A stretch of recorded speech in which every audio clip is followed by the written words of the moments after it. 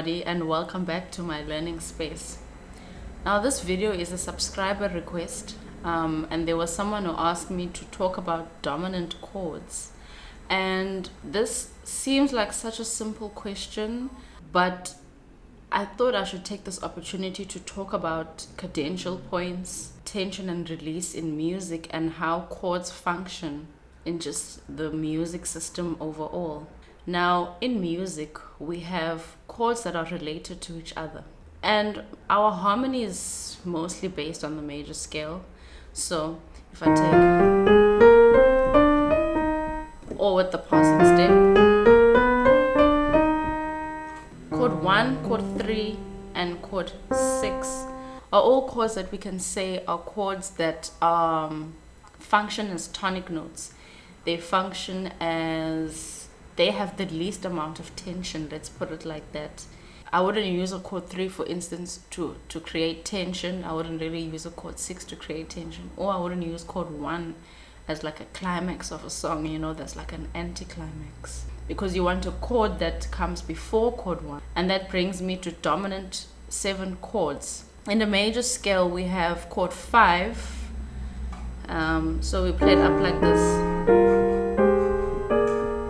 Chord, this what I'm doing here is I'm just playing diatonically with root, 3rd and 7th up the major scale. I do have a video on that, so I won't go deeply into that.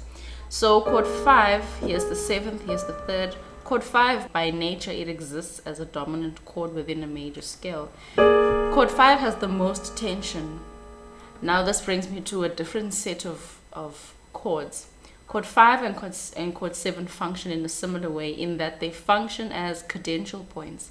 They function where when we have a climax in a song, we sort of want to release it. Chord 7 does exactly the same thing, but it sort of works more as voice leading. But chord 7 and chord 5 are basically the same. Now chord 4 is a plagal cadence. So okay, chord 5 we say is a perfect cadence, and chord 4 would be more of, it's a plagal cadence. It does have tension, but it doesn't have as much tension as chord 5 would have. So chord 2, chord 4 have a little bit of tension, but not as much tension. Here, this is called a plagal cadence. Chord 5 and chord 7 have the most amount of tension. And chord 1, chord 6, chord 3 I mean, and then chord 6. Can you hear that those sound more like vibes, you know? You don't really want to, when you're like at a climax of a song and be like, that's like you breaking the climax, you know. So you want to have that high point with that chord 5. So this is how dominant chords function, and I think that's a good preface to have when you are trying to know how to use a dominant chord in a song. Now the song that I was using is Silent Night, which is a Christmas carol. I thought it was a good one to use because it's simple and it will be able to show what I'm trying to explain very clearly. So Silent Night starts on chord 1 and it's in the key of E flat major. So it does.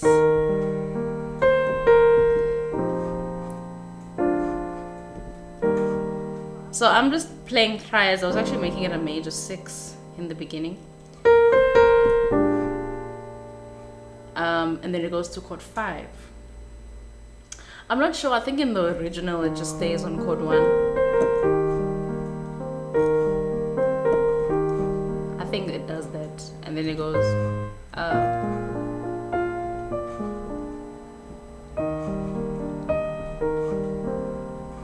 I think that's what happens.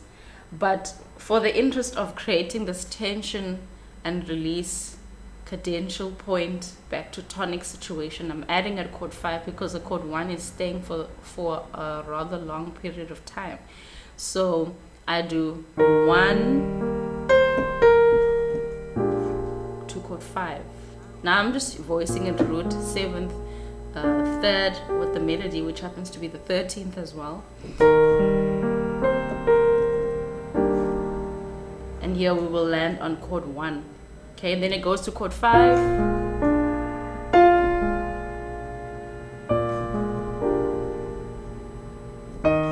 Then back to 1.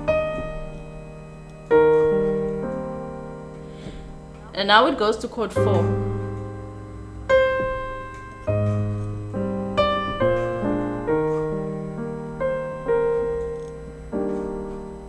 But what I do when I go to chord 4, I approach chord 4 by its tension and release sort of situation. So before I go to chord 4, I want to put a cadence in there that's going to take me or sort of pull the music harmonically to chord 4.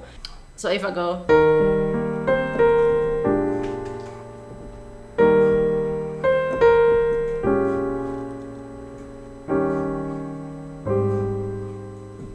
here I did 2, 5 to the chord 1. Actually, let's even leave the chord 2. Let's just use a dominant chord. So there's a rule in harmony where any chord, really, let's say most chords, can be approached by their 5. This gives us a cadential point that sort of pulls the harmony to the chord. So I'm just going to add the chord 5 of A flat major. So it goes,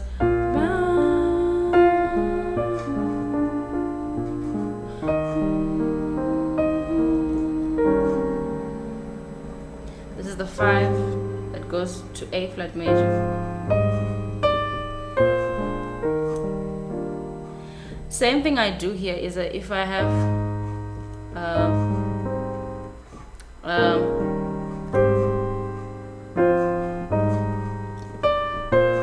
add the 5 there as well, because I know I'm going to chord 1.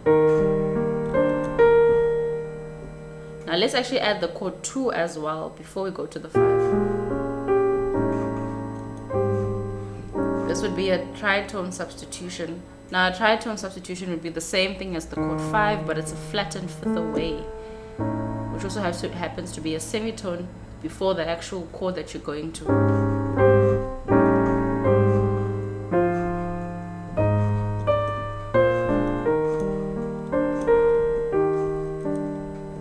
Then we do, goes to chord 5.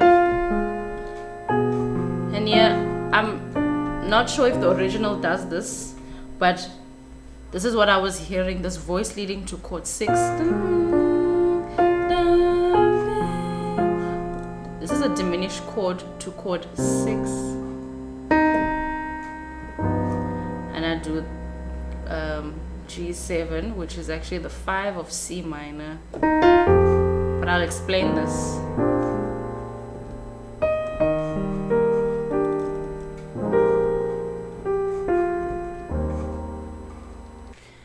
Now this brings me to secondary dominant chords.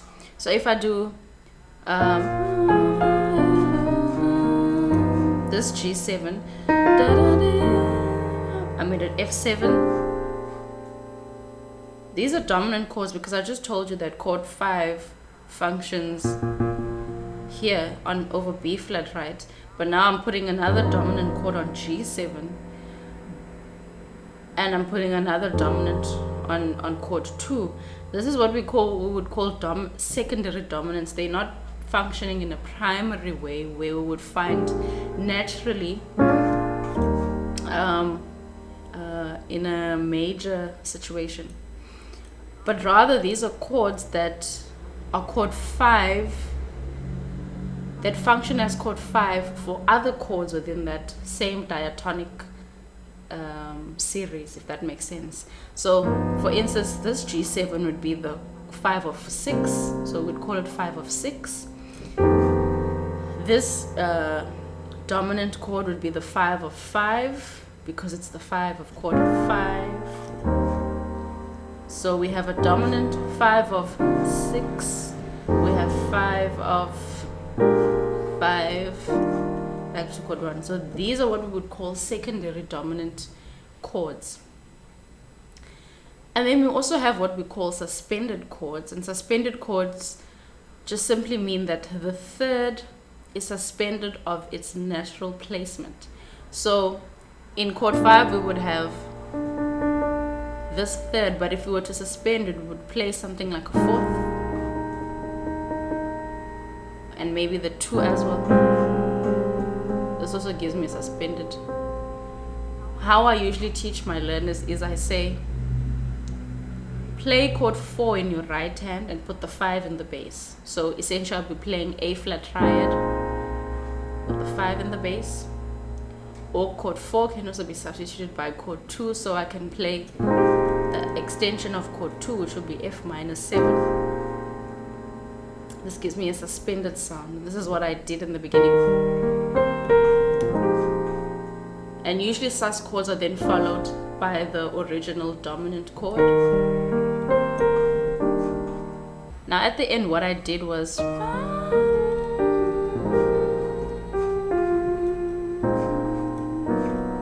something like that. I sort of held like a suspended pedal note.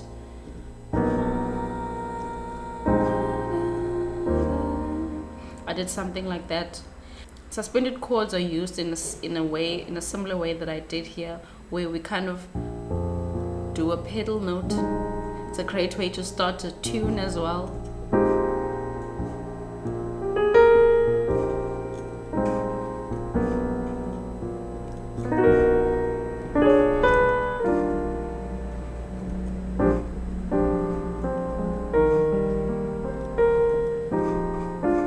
What you need to just take home about suspended notes is that suspended chords is that the third is removed of its natural placement. So basically you can play any most notes, you know. I usually just play the 2 or the 4 over chord 5, but you could totally also just move up the scale like this.